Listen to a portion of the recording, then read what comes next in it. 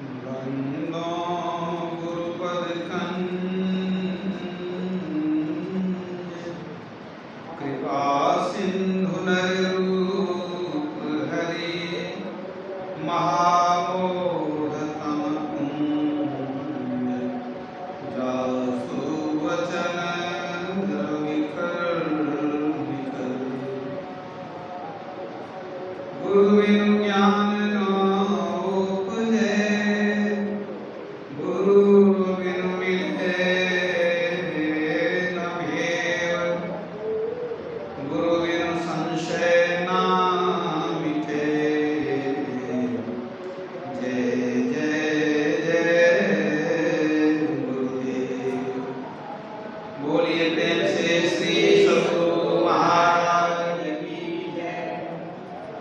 परमाराध्य गुरुदेव के पावन श्री चरणों में कोटि शरण। आदरणीय धर्म प्रेमी सज्जनों, माताओं, बहनों तथा प्यारे बच्चों, अभी हम लोग संत और सत्संग की महिमा श्रवण कर रहे थे।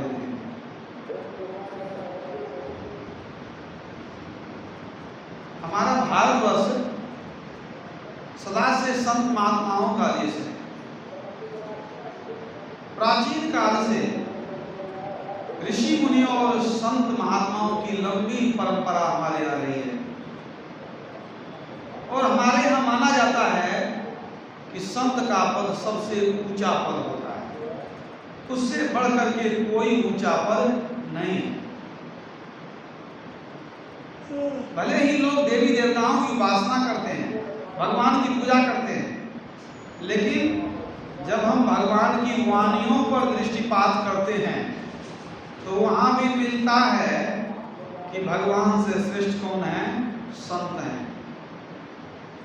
तुलसीदास जी ने लिखा, संत भगवंत अंतर निरंतर नहीं, किमपि मति विमल कह दास तुलसी। तुलसीदास जी लिखते हैं कि विमल मति से तुलसीदास जी कहते हैं कि संत और भगवंत में कोई अंतर नहीं है। मतलब तुलसीदास जी कहते हैं संत भगवंत में अंतर नहीं है, दोनों एक ही है। किसने कहा? तुलसीदास जी ने, जो स्वयं एक संत है।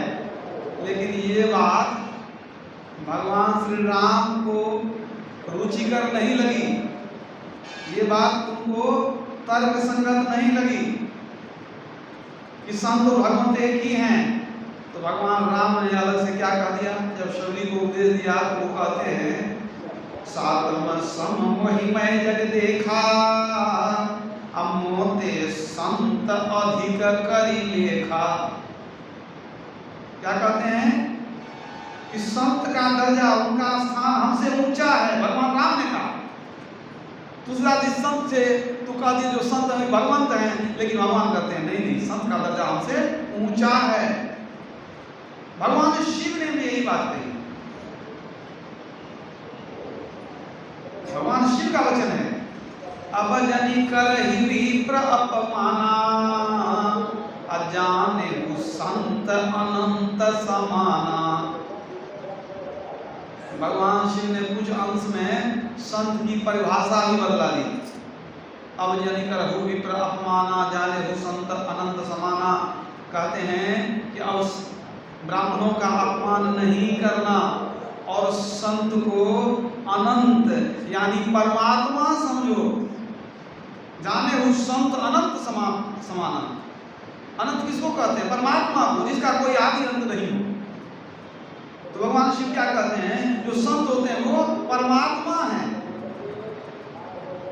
भगवान कृष्ण की वाणी भी आप लोग सुनते रहते हैं, उधो संत सदा अति प्यारे, जाकी महिमा वेद उचारे, उधो संत सदा अति प्यारे।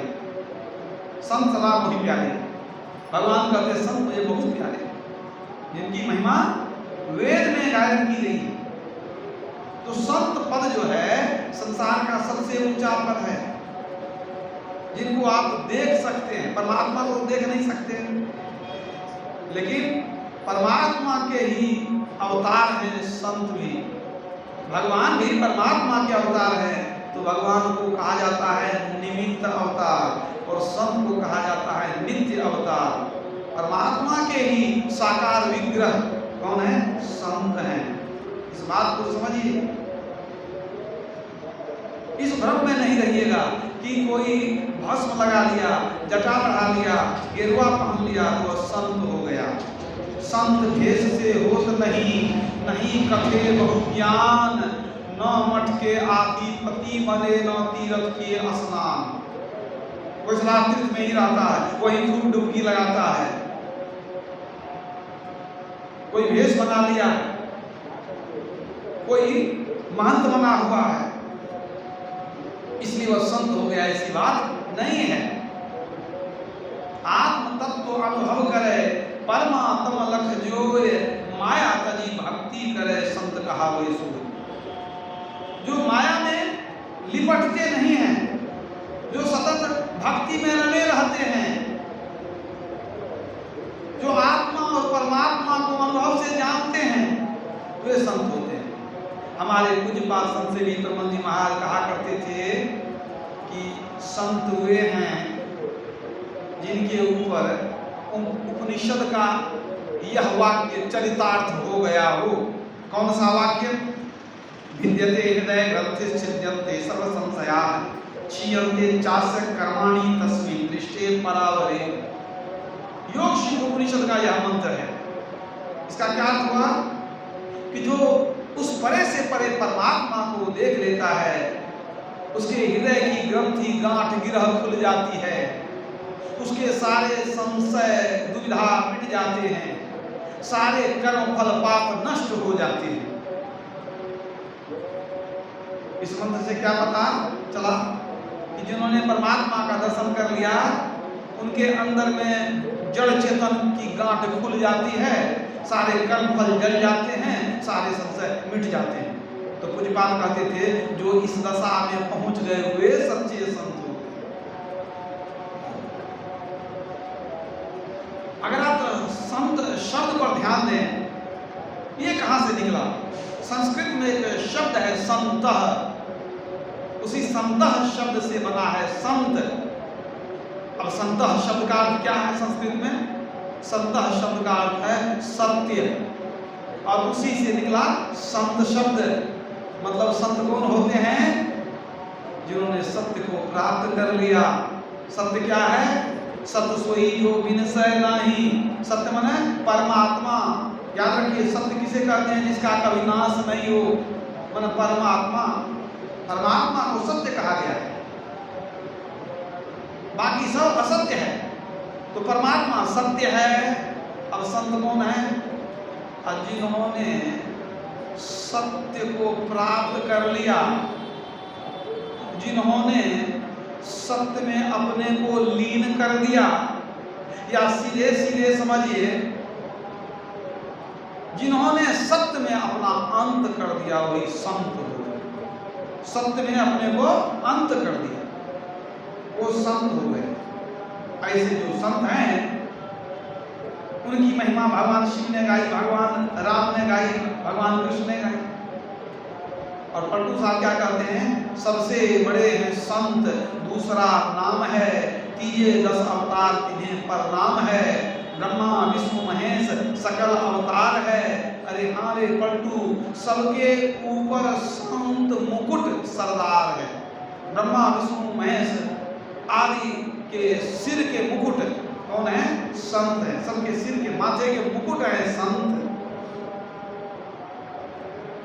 इसलिए भगवान राम ने भी कहा शबरी को उपदेश देते हुए, हे शबरी, यदि कोई भक्ति करना चाहे तो पहली भक्ति क्या है? संतों के शरण में जाना। प्रथम भगति संतन कर संगा, दूसरी रति मम कथा प्रसंगा। सबसे पहले संत के पास क्यों भेजते हैं? क्योंकि सबसे बड़े वही हैं। पलटू साहब ने यहाँ तक कह दिया कि आप पहले विचार कर लीजिए बड़ा कौन है, तब उसकी पूजा कीजिए। बिना विचारे लोग ईंट पत्थर की ही पूजा कर लेते हैं, और जब विचारेंगे तो सबसे बड़े हैं उनकी पूजा करेंगे। बड़ा हुए ते ही पूजिए संतन किया विचार, संतन किया विचार ज्ञान का दीपक लिन्हा। देवता 33 कोटि नजर में सबको चिन्हा, सबका खंडन किया खोज के 3 निकारा। ब्रह्मा विष्णु महेश।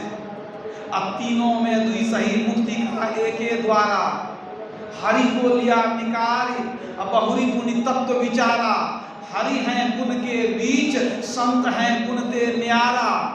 इसलिए पलटू प्रथम संत जन अब दूजे हैं करतार, अब बड़ा हो यही पूजिए संतन किया विचार। सबसे प्रथम कौन है? संत हैं। और दूसरा नंबर किनका आता है? भगवान का। क्यों? भगवान है गुण के बीच, हरि है गुण के बीच, असंत है गुण ते न्यारा। वो ध्यान के द्वारा अंधकार प्रकाश शब्द के आवरण को पार कर जाते हैं, इसलिए वो त्रिगुणातीत हो जाते हैं। वो उनके ऊपर किसी प्रकार का माया का कर्म का बंधन नहीं होता है। संत कौन होते हैं? जिनके ऊपर कर्म का कोई बंधन है ही नहीं। लेकिन भगवान राम को कर्म का बंधन भोगना पड़ा। शिव करके बाली को मारे, अगले जन्म में भगवान कृष्ण को कर्म फल भोगना पड़ा। भगवान विष्णु ने नारद मुनि को क्या किया था? उन्होंने कहा सुंदर हमको बना दीजिए, चेहरा बंदर का बना दिया। नारद मुनि ने साथ दे दिया कि आप हमारे साथ छल किए। हम कहे थे सुंदर बना दीजिए, हमको बंदर चेहरा कैसे बना दिए? साथ दे दिया तो क्या हुआ? भगवान राम को भोगना पड़ गया। भगवान विष्णु जब रामावतार में आए, नारद मुनि ने क्या कहा? तो हम विवाह करने जा रहे थे सुंदरी स्त्री से, और आपने हमारा चेहरा जो बंदर का बना दिया। स्त्री के वियोग में हम तड़पे हैं, विवाह नहीं हो सका, स्त्री से वियोग झेलना पड़ा। आपको मैं साफ देता हूं कि आपको एक दिन स्त्री का वियोग झेलना पड़ेगा। इसलिए क्या हुआ? सीता का हरण हुआ, और नारद मुनि जैसे स्त्री के वियोग में रोए थे, उसी तरह भगवान राम को स्त्री के लिए रोना पड़ा कि नहीं? तो कर्म फल भोगना पड़ गए। तो जितने भगवंत हैं उनको कर्म का बंधन होता है, लेकिन संत सारे बंधनों से परे होते हैं। ऐसे जो महान संत हैं उनकी गाथा आप पढ़िए रामचरितमानस, यत्र तत्र सर्वत्र उनकी गाथा गाई गई है। पर उपकार वचन मन काया, असंत सहज स्वभाव खगराया। कालकुंडी जी कहते हैं, हे गुरु जी, संत का स्वभाव होता है मन वचन कर्म से दूसरे का उपकार करना। दूसरे के उपकार में जीवन लग जाए तो कोई हर्ज नहीं है, अच्छी बात है, खुशी की बात है। संत हृदय नवनीत समाना, कहा कवि न पै कहई न जाना। निज परिताप द्रवई नवनीता, पर दुख द्रवही संत सुपुनीता। संत की महिमा गा रहे तुलसीदास जी। संत हृदय नवनीत समाना, नवनीत किसे कहते हैं? मक्खन को कहते हैं। तुलसीदास लिखते हैं कि कवियों ने संतों की तुलना मक्खन से की है। कवियों ने लिखा है कि संतों का हृदय मक्खन के तरह कोमल होता है, लेकिन उनको कहने नहीं आया। तुलसीदास जी कहते हैं कवियों ने संत की तुलना मक्खन से किया है, लेकिन उनको कहने नहीं आया, क्योंकि मक्खन के तरह संत कोमल नहीं होते हैं, मक्खन से बहुत ज्यादा कोमल होते हैं। क्यों? निज परिताप द्रवही नवनीता। मक्खन अपनी गर्मी पा करके पिघल जाता है। मक्खन को चाह दीजिए, गर्मी दीजिए, वो पिघल जाएगा। तो मक्खन अपनी गर्मी से पिघलता है, और संत दूसरे के दुख को देखकर पिघल जाते हैं। दुख हुआ दूसरे को, द्रवित हो गए, पिघल गए संत। पर अपने को दुख होगा तब अपने पिघलेंगे, सो नहीं, दूसरे के दुख से पिघल जाते हैं। यह है संत की महिमा। खट विकार जित अनघ अकामा, अचल अकिंचन सुचि सुख धामा। अमित बोध अनीह मित भोगी, असत्य सार कवि गोविंद जोगी। बड़ा सुंदर लिखा है तुलसीदास जी ने। संत कैसे होते हैं? खट विकार जित, 6 विकार को जीते हुए होते हैं। काम क्रोध लोभ मोह मद मात्सर्य। खट विकार जित, अनघ पाप रहित होते हैं। अनघ ना पाप रहित। अकामा कामना रहित, इच्छा रहित होते हैं। अचल अपने धर्म पर अडिग होते हैं। बट विश्वास अचल नहीं धर्म। अकिंचन, अकिंचन मतलब असंग्रही, त्यागी, जमा करने वाले नहीं होते। अकिंचन सुचि मन पवित्र, वो परम पवित्र होते हैं। सुख धामा, वे सुख के धाम होते हैं।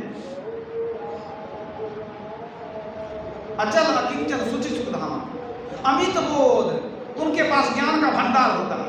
बोध माने ज्ञान, अमित माने बहुत, अनीह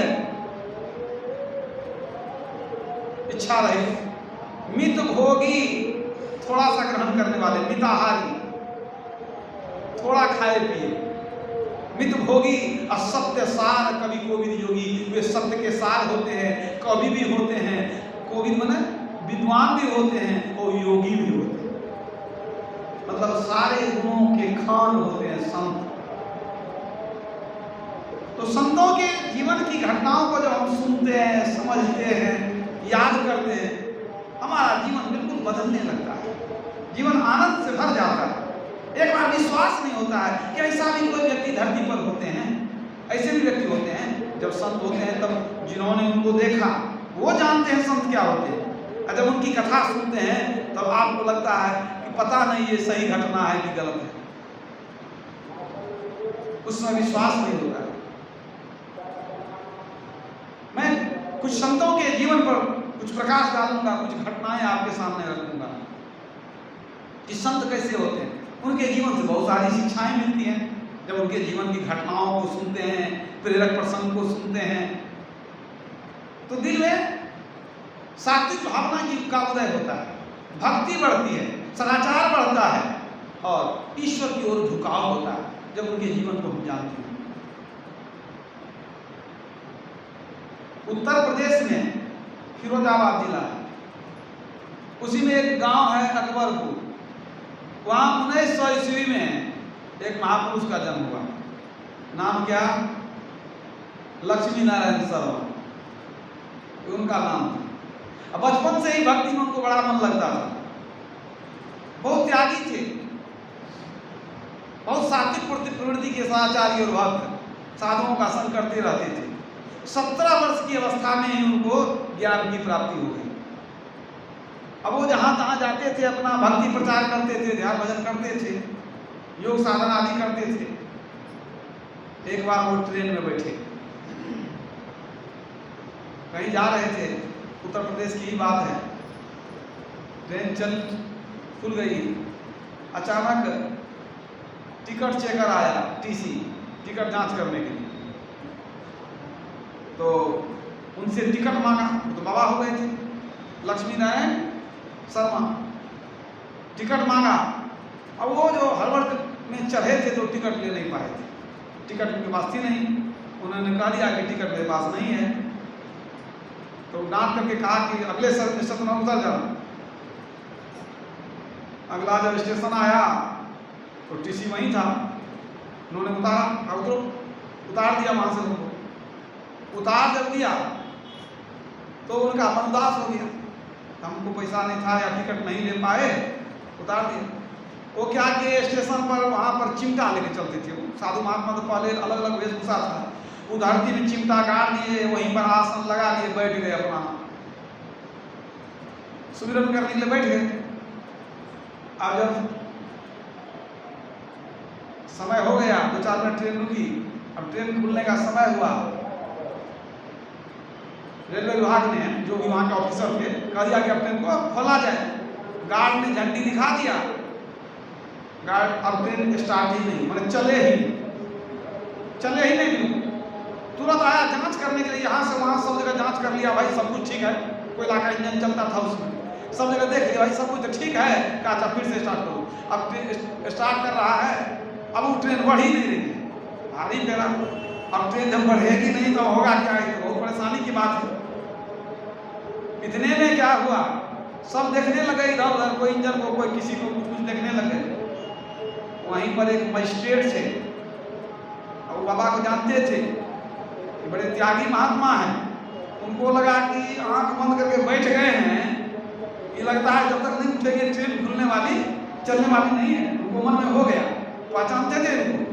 तो गया अंग्रेज ऑफिसर जो था वहाँ का स्टेशन मास्टर, कहा ये देखिए बाबा को उतारा कि हमारा है ना, कहा तो टिकट ने धरदारी नहीं, कहा ट्रेन खुलने वाली नहीं है, आप जा करके उनसे विनती कीजिए, अगर वो ट्रेन में बैठ जाए तभी ट्रेन खुलेगी, हमको तो ऐसा ही विश्वास है। अंग्रेज अफसर पहले तो झुंझलाया, लेकिन बाद में देख लिया कोई उपाय नहीं है, तब गया वहाँ पर माथा टेक करके प्रणाम किया, माफ़ी मांगा, जो गलती हो गई सो हम उन लोगों की तरफ से माफ़ी मांगते हैं, कृपा करके बैठा जाए ट्रेन में।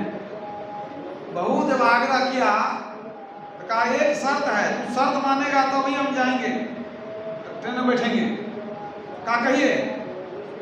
कांग्रेस सरकार को सर्कुलर जारी करने के लिए कि कोई महात्मा अगर ट्रेन में बैठ जाए तो उससे कभी टिकट न मांगा। मंजूर है? कागज सब मंजूर है। उनको आदर से बैठाया गया ट्रेन में, और जैसे ट्रेन में बैठे बस एक बार में ट्रेन खुल गई वहां से। महाराज की जय।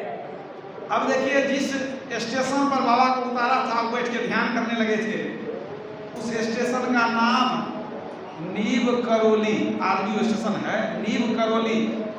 और उस बाबा जब बैठ गए, ट्रेन जो नहीं खुली, वहाँ तो बहुत तुरंत में हो हंगामा मच गया कि बाबा को उतार दिया तो ट्रेन चली नहीं है। बाबा जब बैठ गए तो ट्रेन खुल गई। अब सब उनको कहने लग गया नीम करौली बाबा। बात मुझे बाबा का नाम स्टेशन के नाम पर पड़ गया, स्टेशन का नाम था नीम करौली, ठीक है। अब बाबा को नीम करौली या नीम करौली भी लोग कहते हैं, बाबा का नाम हो गया नीम करौली बाबा। अब उनको अंग्रेजी अफसर ने जो वचन दिया तो तब से अपने भारत में ये नियम है कि कोई जनरल क्लास में अगर कोई महात्मा चढ़ जाए तो उसको टिकट के लिए उतारा नहीं जाता। तब से ये नियम चला रहा है, उसी समय ये नियम का प्रादुर्भाव हुआ था। बाबा का चमत्कार सब देख लिया कैसे महात्मा थे। और आपको जानकर आश्चर्य होगा, वो नीम करौली बाबा जो थे 1973 ईस्वी में 11 सितंबर को शरीर त्याग किया। उनका आश्रम है नैनीताल के पास, कैंची स्थान, उत्तराखंड में है नैनीताल, वहीं पर कैंची स्थान उनका भव्य आश्रम है जो 1964 ईस्वी में वहाँ निर्माण हुआ था। आज भी बड़े बड़े लोग वहाँ आते हैं। और आपको मैं बता दूँ कि एप्पल और फेसबुक दोनों के जो मालिक हैं, दोनों नीम करौली बाबा के पास आकर के ज्ञान लेते थे, उनसे बहुत प्रभावित हैं और उनको अपना गुरु मानते हैं। दोनों विदेशी, मार्क जुकरबर्ग है और कौन है, ये लोग जो है नीम करौली बाबा के शिष्य। तो संत की क्या मौज हो जाएगी कोई ठिकाना नहीं है। ऐसे ऐसे संत हमारे भारत में इतने हुए हैं कि अगर संत पर कोई ग्रंथ लिखने लग जाए तो सभी संतों को समेटना मुश्किल हो जाएगा।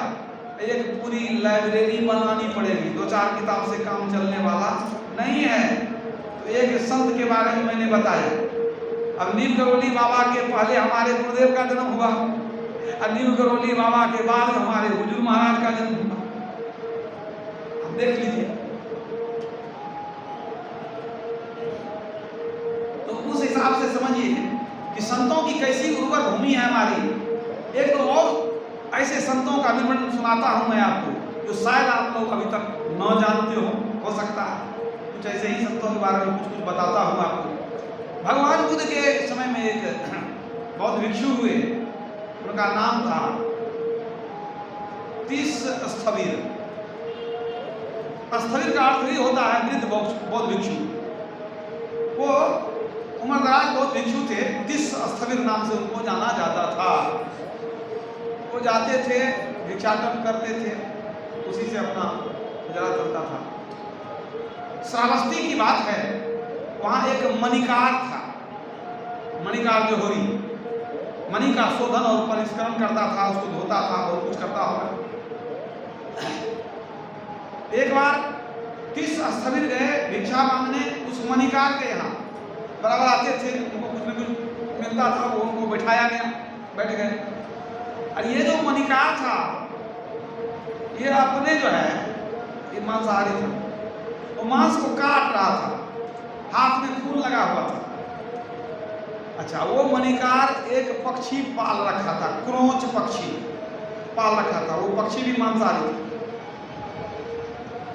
तो जब ये मांस को काट रहा था, हाथ में खून वगैरह लगा हुआ था, अचानक कौशल नरेश का एक दूत आया मणि लेकर के, मणिकार के यहाँ उसको धुलवाने के लिए। तो जैसे ला करके दिया तो इन्होंने कह दिया कि रख दीजिए।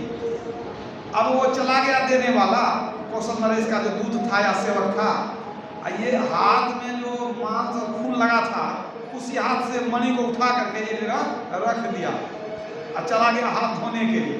तो मणि में क्या लग गया? पुनादि लग गया। ठीक है, अब देखिए क्या हुआ।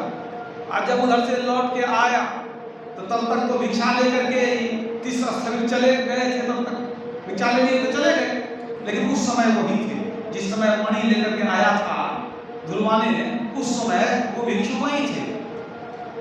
अब जब देखता है ये मणिकार की मणि नहीं है, घबरा गया कि गया कहाँ गया, परेशान हो गया है। अभी पत्नी को पूछता है कि कहाँ है मणि, राजा ने भेजा था धोने के लिए। पत्नी ने कहा कि पता तो नहीं। तो मणिकार पूछता है कहीं वो साधु आया था तो ले तो नहीं गया? पत्नी ने कहा नहीं, ऐसी बात मत कोई मत लाइए, इतने वर्षों से आते हैं कभी तो कुछ नहीं ले गए। वो तो बहुत सज्जन व्यक्ति हैं, जो देते हैं वही लेके चले जाते हैं, ऐसा मन मत लाइए। लेकिन इनके मन में हुआ कि नहीं वही ले लिया, इधर उधर खोज लिया, अच्छा देखते हैं कल आता है कि। तो प्राय रोज आते थे। वो दूसरे दिन जैसे आए तो उनको पूछते हैं कि आपने मणि देखा है? मणि रखे थे कल हम, आप लिए हैं? कहा नहीं हम नहीं लिए।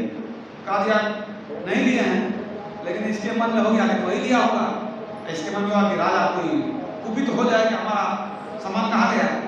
तो क्रोध में आ गया ये जो मणिकार था, ये रस्सी लिया अब बौद्ध भिक्षु के गले में लपेट दिया और उसको पकड़ के यहाँ तहाँ खींचने लग गया, मैंने उसको धरती पर इधर उधर घसीटने लग गया।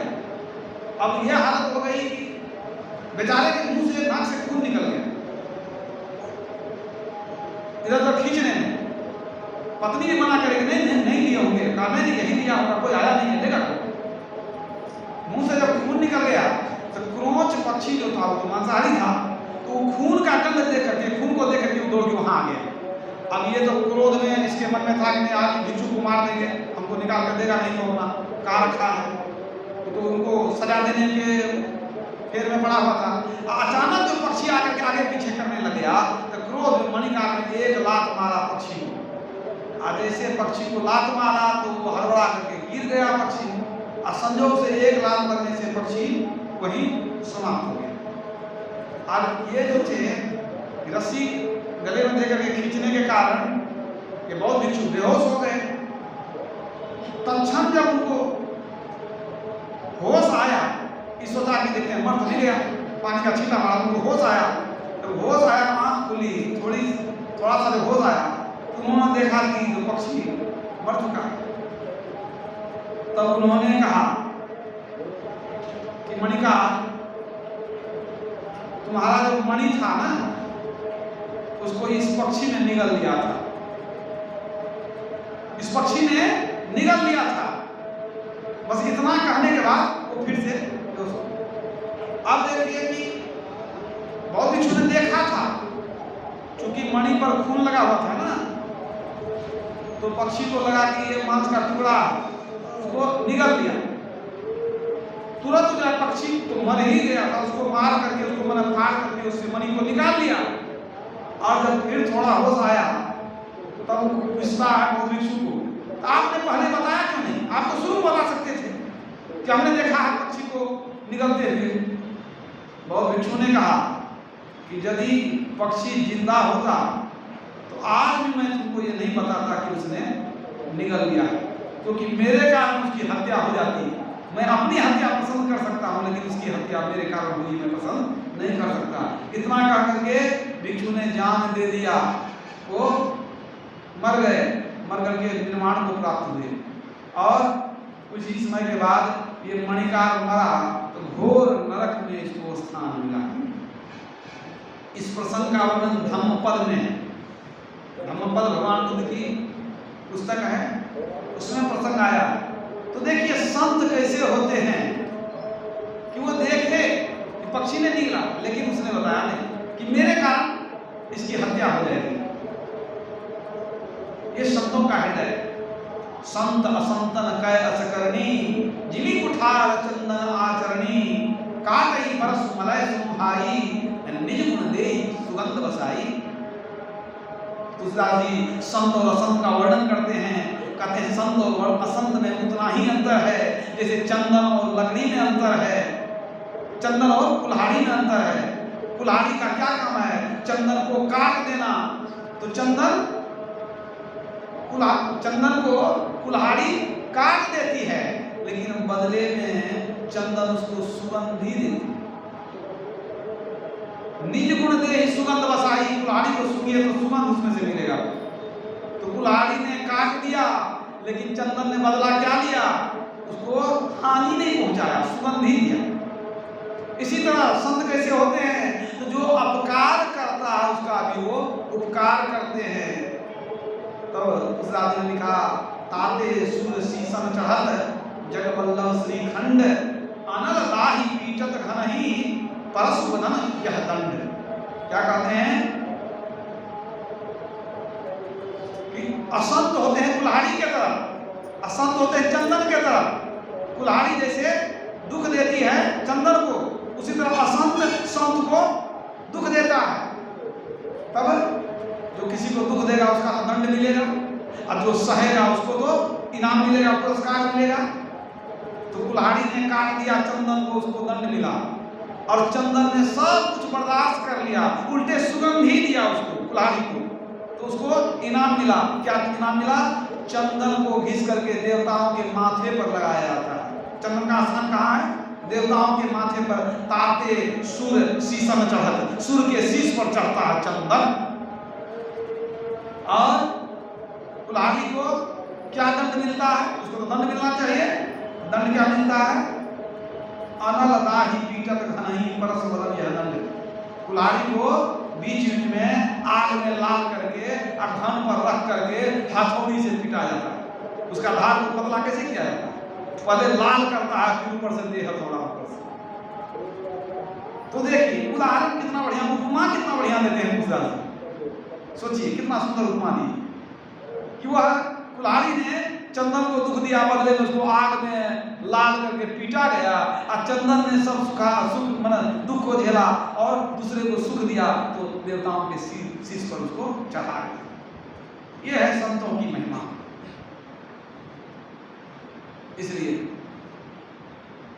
सारे संत भगवंत एक स्वर से कहते हैं कि संत के शरण में जाओ। तो क्या लिखा?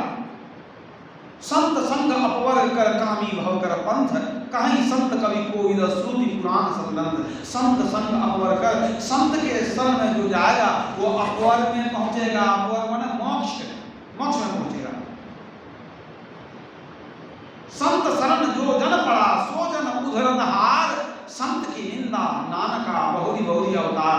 नानक साहब कहते हैं कि संत के शरण में जो पड़ गया उसका उद्धार होगा, जो संत की निंदा करेगा वो बार बार जन्म लेगा, आवागमन में घूमते रहेगा। पंडू तीर्थ को चला बीच ही मिल गए संत, एक मुक्ति के खोजते मिल गई मुक्ति अनंत। संतों के दरबार में अनंत मुक्ति का भंडार है।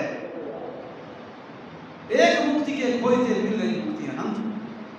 तीर्थ में गए थे पंडित साहब, कहते हैं संत मिल गए, और संत मिल गए तब तो सारे तीर्थों का फल संत के चरण में मिल गए।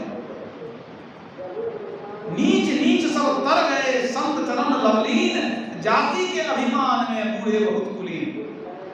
साधुबाई कहती है कि संत के शरण में जो गया तो नीच जाति का व्यक्ति भी भवसागर तर गया। अब ऊंचे कुल के लोग घमंड में रह गए, अब भवसागर में डूब गए, आवागमन में घूमते रह गए। जात पात पूछे नहीं कोई, हरि को भजे सो हरि का हुई। अगर संत की सेवा मिल जाए तो समझिए भाग्य का दरवाजा खुल गया। एक तो संत मिलना ही मुश्किल है, और संत मिल भी जाए तो उनकी सेवा मिलनी मुश्किल है। अगर संत मिल गए, उनकी सेवा मिल गई, तो समझ लीजिए आपको अपना घर पहुंचने में अब रास्ता जरूर मिलेगा। आज मिले कि कल मिले। संत शरण जो पड़ा ताहि का लगा ठिकाना, और कहीं नहीं कुशल सकल बैराट चलाना। तो संत की सेवा बहुत बड़ी बात है। कुछ बात संत महाराज कहते थे, नहीं कुछ जान तो सेवा कान। लेकिन सेवा कैसी होनी चाहिए? निष्कपट हो, अरुदीन हो, दिल में छल कपट नहीं, विनम्र सहनशील होकर के छल कपट त्याग करके प्रेम सहित सेवा करनी चाहिए। किसी जमाने में एक संत थे भगवान दीपंकर, जैसे आप सुनते हैं भगवान बुद्ध, भगवान महावीर, उसी तरह एक संत थे भगवान दीपंकर। बड़े त्यागी थे, वो भी सत्संग प्रचार आदि करते थे। एक बार रंभावती नगरी से उनको निमंत्रण दिया गया कि आप हमारे नगर में आकर के सत्संग प्रचार करें। मौसम अनुकूल नहीं था, फिर भी भगवान दीपंकर जो है आग्रह को ठुकरा ना सके, चल दिए यात्रा पर। यात्रा में रास्ते में जंगल पड़ता था और कुछ बारिश हो गई थी, जंगल में एक नाला था, अब नाले में कीचड़ हो गया था। अब बिना नाला को टपे कोई उस पार जा नहीं सकता था, कोई उपाय नहीं। उस जंगल में एक तपस्वी रहता था, उसका नाम था सुमेध तपस्वी। वो कौन था? अमरावती नगर में एक सेठ था और सेठ का पुत्र था। अब पुत्र को वैराग्य हो गया, घर बार छोड़ करके चला गया जंगल। नाम था सुमेध। वो अमरावती नगर के सेठ का पुत्र था सुमेध। वो जंगल में जाकर फल खाता था, अपना भगवान को याद करता था, जो होता था तपस्या करता था, उसी जंगल में रहता था। तो वो देखता था क्या कि लोग इधर से जाते हैं तो कीचड़ हो गया है नाला में, बड़ा कष्ट होता है लोगों को जाने में। तो वो मिट्टी वगैरह कहीं कहीं से खोद करके उसमें वो डालते थे। सुमेध तपस्वी नाला किसी तरह से भर जाए कि जाने में आसानी हो। तो एक तो पाले से पानी है, कीचड़ ऊपर से और मिट्टी दे दिए थे तो और कीचड़ हो गया था। भर तो गया था लगभग, लेकिन सब कीचड़ था, पूरा कीचड़। अब सुमेध तपस्वी वहीं थे, अब भगवान दीपंकर अब उधर से आ रहे हैं रंभावती नगरी जाने के लिए। अब देखिए कि जब वहां पहुंचे तो जैसे पहुंचे सुमेध तपस्वी आया, चरण में गिर गया। वो जानता था, शायद नाम सुना होगा। चरण पर माथा रख के प्रणाम किया, कहा प्रभु सेवा का मौका दिया जाए। क्या सेवा का मौका दें? प्रभु आपके चरण बहुत कोमल है, इस कीचड़ में मत घुसिए। आप तक कैसे जाएंगे, आपको तो जाना है। तो सुमेध तपस्वी जिद करने लगे कि प्रभु सेवा का मौका दीजिए, आप हमको वचन दीजिए। कहा ठीक है, बोलो क्या चाहते हो? कहा हम इस कीचड़ पर लेट जाते हैं पेट के बल, आप हमारे पीठ पर पैर देकर के पार हो जाइए। उन्होंने कहा नहीं नहीं ठीक नहीं होगा। अरे तू कीचड़ में घुस जाएगा। कहा प्रभु आप कीचड़ में जाएंगे, हमको बहुत दुख होगा, सेवा का मौका दिया जाए। वो कीचड़ पर मुंह के बल लेट गए यहाँ। अब इतना जिद किए कि भगवान दीपंकर क्या करें, तो 2 डेग उसके पीठ पर दे करके उस पार हो गए। तू तो उस पार हो गया, ये घुस गया कीचड़ में। अब वहां से निकला जब किसी तरह से पूरा कीचड़ में, और उसके भाव भक्ति को देख करके भगवान दीपंकर इतने द्रवित हो गए, इतने प्रसन्न हो गए, आशीर्वाद दे दिया उन्होंने। कहा जाओ मैं आशीर्वाद देता हूं, अगले जन्म में तुम बुद्ध होगा और लाखों नर नारियों का तुम उद्धार करेगा। आशीर्वाद देके चले गए। और इतिहास गवाह है कि वही सुमेध तपस्वी जब शरीर त्याग किया, अगले जन्म में महाराज सुद्धोधन के यहाँ भगवान बुद्ध के रूप में अवतरित हुआ। सद्गुरु महाराज की जय। सोचिए संत की कृपा कैसी होती है। संत कभी जो न करे लकीर सो करे फकीर, पलटू लिखा नसीब का संत देत है फेर, सांच नहीं दिला अपना तासे लागे देर। लोग सोचते हैं क्या हम इसी जन्म में महर्षि में ही बन जाएंगे, महर्षि संत से भी प्रबंधी महाराज बन जाएंगे। इतना आसान नहीं है, इतना आसान नहीं है देखा देखी करना। कई जन्मों तक लोग सेवा करता है, सदाचार का पालन करता है, भक्ति करता है, तब उसके अंदर भक्ति का बीज फूटता है और तब जाकर के किसी जन्म में वो संत के रूप में प्रख्यात होता है। इतना आसान नहीं है। संत का दर्शन मुश्किल है तो संत बनना कितना मुश्किल है। पुण्य पुंज बिनु मिलहि न संता, असत संगति संस्कृति कर अंता। पुण्य पुंज बिनु मिलहि न संता। अगर संत न मिले तो संत के ज्ञान को अपना लीजिए। संत के ज्ञान को अपनाएंगे, संत की कृपा आपको निश्चित मिलेगी। लेकिन संत के ज्ञान को अपनाएंगे नहीं, सिर्फ ढोंग करते रहेंगे कि हम संत के सेवक हैं, हम संत की सेवा करते हैं। ढोंग करने से कुछ नहीं होगा। पाखंड अहंकार तरी निष्कपट हो रही, सब कुछ समर्पण कर गुरु की सेवा करनी चाहिए। संत मिल जाए, सच्चे साधु मिल जाए, संत मिल जाए, सदगुरु मिल जाए, उनकी सेवा करनी चाहिए। सात्विक प्रेम भाव से सेवा करनी चाहिए। और जब उनकी सेवा हो गई, देखिए सेवा का क्या मतलब है, भक्ति का अर्थ सेवा है, सेवा भी भक्ति है, भक्ति भी सेवा। अगर आप साधु महात्मा और संतों की सेवा कर लिए, उनकी भक्ति कर लिए, तभी आप परमात्मा की भक्ति कर सकते हैं। गुरु महाराज के वचन में आपने पढ़ा नहीं है, गुरु की भक्ति साधु की सेवा बिन नहीं कछु पाई हो। आपको ईश्वर पाना है, नहीं पा सकेंगे जब तक साधु की सेवा गुरु की भक्ति नहीं करेंगे, और कुछ मिलने वाला नहीं है, परमात्मा मिलने वाले नहीं है। गुरु की भक्ति या साधु की सेवा आप बिन नहीं कछु पाई हो। तो सबसे पहले तो संतों की सेवा होती है, गुरु की सेवा होती है, तब परमात्मा मिलते हैं, तब उनकी सेवा होती है। परमात्मा की सेवा क्या है? परमात्मा से मिल लेना ही उनकी सेवा है, परमात्मा में जीवात्मा को मिला देना, यही उनकी सेवा है। ऐसी सेवक को सेवा करे जिसका जीव तिसु आगे धरे। नानक साहब ने कहा कि जिसके तुम अंश हो, उनके शरण में अपने को मिला देना, यही सेवा। जिसका जीव तिसु आगे धरे, उनका अंश है, उनको दे दिए, समर्पण कर दिए। लेकिन ये तो बाद की बात है, पहले संत की भक्ति करनी पड़ेगी। इसलिए प्रभु साहब ने कहा है, संत चरण को छोड़ के पूजत भूत बैताल, पूजत भूत बैताल कुए पर भूते होई, जेकर जहाँ जीव अंत को होई है सोई। देव पितर सब झूठ सकल यह मन की भरमना, यही भरम में पड़ा लगा है जीवन मरना। देवी देवा सेई परम पद किन्हु न पावा, भैरव दुर्गा शिव बांध के नरक पठावा। पलटू अंत घसीटी हैं चोटी धै धरी काल, असंत चरण को छोड़ के पूजक भूत बैताल। कहते हैं अंत में जमदूत तुमको चोटी पकड़ के घसीटेगा, ले जाएगा नरक में। जमदूत आके ले जाएगा तुझे, नरक बीच डुबाएगा। अगर संत की सेवा नहीं की, संत की भक्ति नहीं की, संत के शरण नहीं गए, तो जमदूत चोटी पकड़ करके घसीटते हुए कहाँ ले जाएगा? नरक की सैर कराने ले जाएगा। जो अपना कल्याण चाहते हैं, भगवान राम के उद्देश्य को याद रखना चाहिए। प्रथम भगति संतन कर संगा। अगर सच्चे संत न मिले तो किसी सदाचारी और भक्त साधु महात्मा की सेवा करें, कोई सज्जन महापुरुष की सेवा करें, इसी से जीव का कल्याण है। बोलिए प्रेम से श्री 4 तारीख